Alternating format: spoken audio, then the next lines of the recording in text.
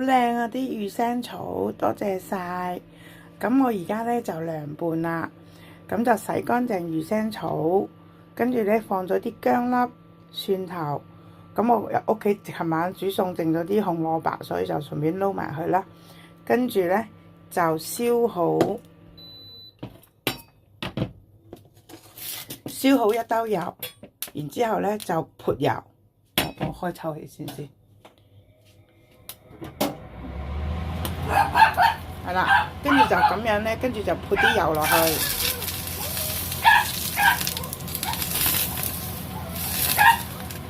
咁就激發咗佢個香味啦。然之後咧就加入生抽，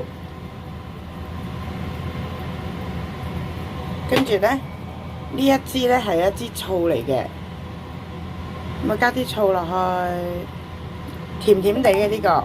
跟住咧，我就會加埋呢個秘密武器，就係青梅汁，加啲青梅汁落去，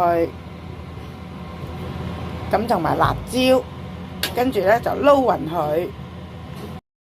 咁咧我就有呢個秘製辣椒油，係我自己整嘅。咁咧而家就撈咗落去之後咧，就撈勻佢，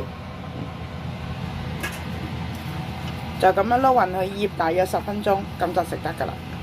好好味嘅，大家都試下啦！有草就好正啊！呢個係咁多，搞掂。